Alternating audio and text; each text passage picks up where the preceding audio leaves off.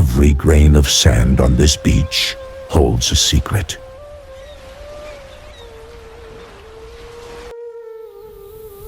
This is Ouidah, where over 1 million souls took their last breath of African air.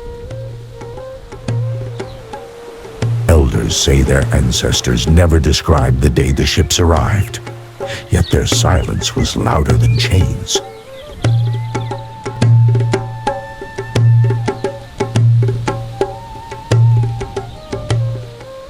(1625), deep in the forests of West Africa, a kingdom unlike any other was rising. They called them the Agojie. The world would know them as the Amazons of Dahomey. The Agojie were not volunteers. Most were selected as young girls, either as war captives, criminals sentenced to service, or women deemed too independent for marriage. Once chosen, they underwent years of brutal training that transformed them into killing machines.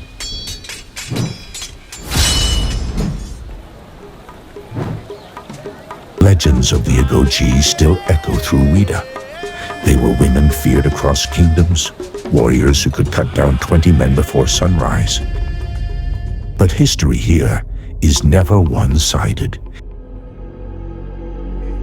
Dahomey warriors guarded inland trade routes.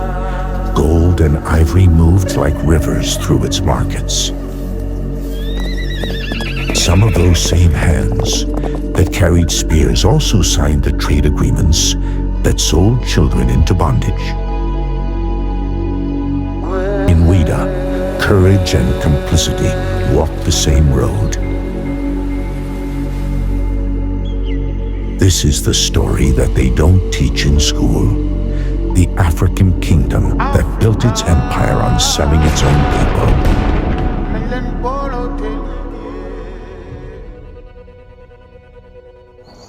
Behind these walls, the Agojie lived lives of impossible contradiction.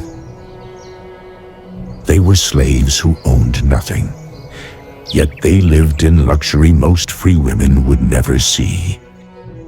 They could not marry, could not bear children, could not leave. Yet, they commanded respect from men who controlled armies. In a society where women were property, the Agojie were power. In a world where marriage was destiny, they escaped through war. For some, this was liberation. For others, a different kind of cage. Among many families, silence became a form of mourning. One sister was chosen for the Agojie. Her family never spoke her name again. To them, she was gone the moment she crossed the palace gates. They called themselves the king's wives, but a wife suggests choice. These women were chosen, not choosing. Yet in this servitude, they forged bonds stronger than blood. Sisters in violence, mothers to no one but each other. Each scar told a story. Each kill earned honor. Each raid brought wealth to the kingdom and chains to the coast. They would march inland every dry season, not to defend Dahomey, to stock it. Inside these walls lived kings who called themselves the voice of God. The Ahosu of Dahomey. King Agojie conquered the coast in 1727. Suddenly, Dahomey controlled the slave ports. What had been raids became industry. For decades, Dahomey had been landlocked. They raided for captives, yes, but they sold them to middlemen. Coastal kingdoms like Ouidah and Ouidah controlled the ports. They controlled the profit. In 1724, King Agojie's armies swept toward the ocean. The coastal kingdoms, grown wealthy and complacent, fell in weeks. And for the first time, Dahomey's king stood on the beach at Ouidah. Before him, the Atlantic. Behind him, an empire that would feed it. Portuguese, Dutch, British, French. They all came bearing gifts. Rum, gunpowder, promises. But the real currency was flesh.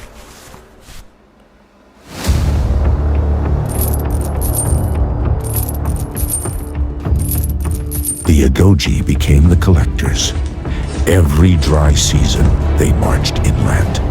Their targets, anyone who couldn't defend themselves.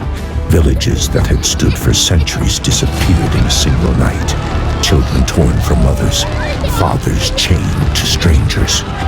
The journey from capture to coast took weeks. Those who survived the march arrived in Ouidah. Here, in structures called barracoons, they waited days, weeks, sometimes months, waiting for ships, waiting for the door they would never return through. Every person who passed through that door had a name, a family who searched for them, a village that mourned them. We know some of their names, preserved in ship manifests, plantation records, church documents. By 1850, Dahomey was shipping 20,000 people a year across the Atlantic, every one of them captured by the same armies that protected the kingdom, many by the Agojie themselves. The royal treasury overflowed with European gold.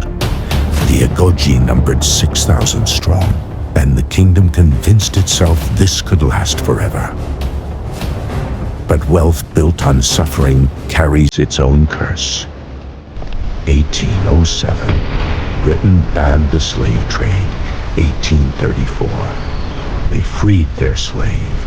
The world was changing, but Dahomey remained frozen in amber. King Gezo tried to pivot. Palm oil, he said, legitimate trade. He planted palm groves across the kingdom, encouraged farmers to produce oil instead of captives. But the arithmetic was impossible. One enslaved person bought 20 guns. 20 barrels of palm oil bought one. His advisors reminded him, the army needs weapons. The Agojie need training. The palace needs maintenance. All of it paid for by one trade.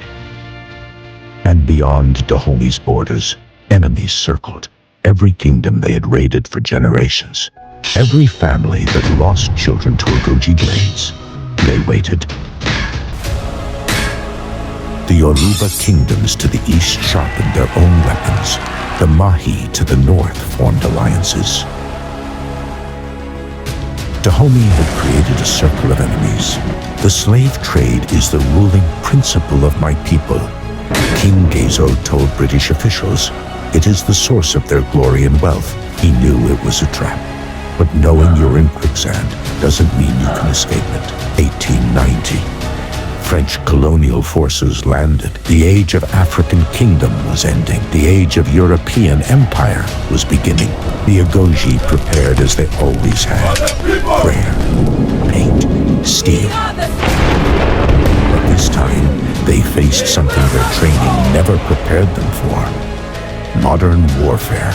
At the Battle of Colonial, Agojie warriors charged French positions. They moved with the speed and skills of decades of training. They fought with courage that European observers called suicidal bravery.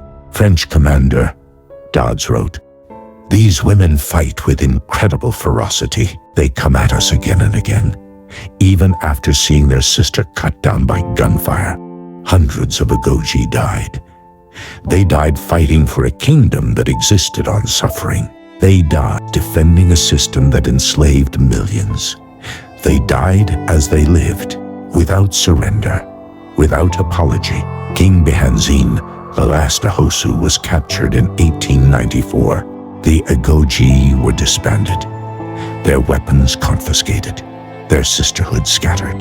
The kingdom that prospered from slavery became a colony. The warriors who captured thousands became history. Today, visitors come to Ouidah seeking simple stories. heroes and villains, victims and oppressors. But the truth is more complex than monuments allow. The Agojie are our ancestors. We cannot erase them. But we also cannot forget what they did. When foreigners celebrate the Agojie as feminist icons, I wonder if they know where the wealth to train them came from. They were women who found power in a powerless situation. That's complicated. History is complicated. Hollywood has discovered the Agojie. Movies celebrate their strength, their courage, their resistance to colonialism. All true, but incomplete. The Agojie were both liberators and enslavers, symbols of African strength serving European greed, warriors who fought to preserve a kingdom that consumed its own children. We cannot escape this history, but we can learn from it. Power without justice is just organized violence, and violence always devours itself. In Ouidah, the waves still carry secrets. Stories of warriors who charged into machine guns. Stories of kingdoms that chose profit over people. Stories of a world that demanded human sacrifice, and the Africans who made impossible choices within it. Every grain of sand on this beach holds a secret. Some secrets are about courage, some about cruelty. Most about the unbearable complexity of survival.